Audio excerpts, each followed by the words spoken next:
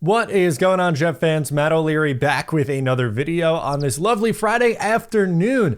Today I want to get into George Pickens leaking who is starting for the Pittsburgh Steelers at quarterback, Mike Williams returns to practice, and my thoughts on keeping him versus trading him. So this was absolutely hilarious. Okay, all signs, fully admit, all signs were pointing to Russell Wilson taking over as the Pittsburgh Steelers starter this week.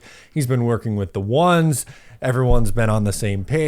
Although Mike Tomlin is was trying to at least keep it under wraps. Even earlier today, he said something to the effect, paraphrasing, of "we know the starter, we're just keeping that in-house." Well, again, signs were pointing to Russell being the starter. He got all the first team reps. There were some quotes from Justin Fields earlier this week that hinted at it. But today you had George Pickens pretty much just coming out and saying, yeah, this guy's starting. It's always a little different. Have you noticed him putting in extra time this week, maybe working with you one-on-one just to try to get on the same page? Yeah, getting on the same page after practice throwing, more than usually because, this is first start. How was he as a leader on the field? Good deep ball, sorry. And you wonder why the Pittsburgh Steelers are frustrated with George Pickens. First, effort into question with some of the route running, and then this today. Mike Tomlin, if I know Mike Tomlin like I think I do, there is no shot he is happy with George. Now, would it have eventually gotten out? Yes. Were the Jets more than likely prepping for the first Russell Wilson start of the season? Also yes, but doesn't stop the fact from this being legitimately very funny. Mike Tomlin, I think, is an excellent head coach. That is something that I'm worried about for this game. I do think the Pittsburgh Steelers have a significantly better coaching advantage. Mike Tomlin's one of the best head coaches. The Jets have someone who is making his second start as head coach in the interim position in Jeff Ulbrich. And for me, it doesn't really. I guess going from Justin Fields to Russell Wilson does change some things, but it doesn't change that this is a must-win game. Russell Wilson's just not going to run around as much as Justin Fields, so it's going to change some things for the Pittsburgh Steelers offensively. While they are 4-2, they have very much so struggled to put up points outside of pretty much just last week against the Las Vegas Raiders, and I think this week probably going to be more of the same, so expect a low-scoring game in this one. Good news on the Jets front. Mike Williams returns to practice and will play on Sunday, according to the head coach, Jeff Ulbrich.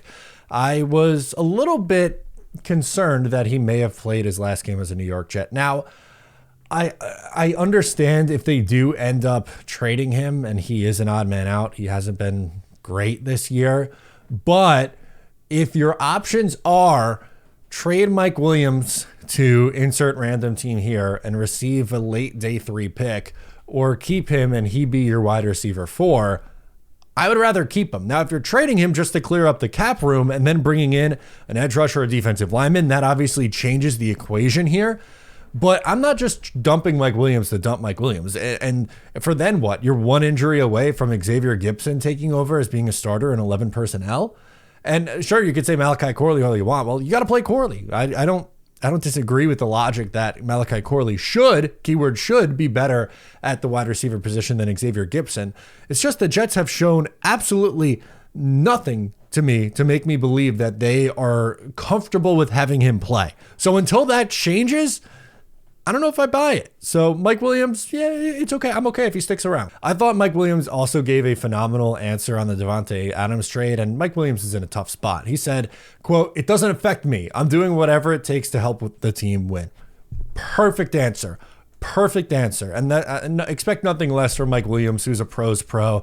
But it's tough. Like, you're brought in to essentially be this team's number 2 receiver. They go out and trade for a bona fide stud in Davante. I get it. Davante's, 31 years old now. Not exactly the same player he was in 2019, but still an elite level route runner, has a good connection with Aaron Rodgers, and Davante Adams and Garrett Wilson, at least on paper, should eat. And that's going to take away from some Mike Williams targets. But I really respect that answer. It takes a big man to come out there and say it. He did miss practice the last 2 days for personal reasons, but he was back today and is expected to play on Sunday.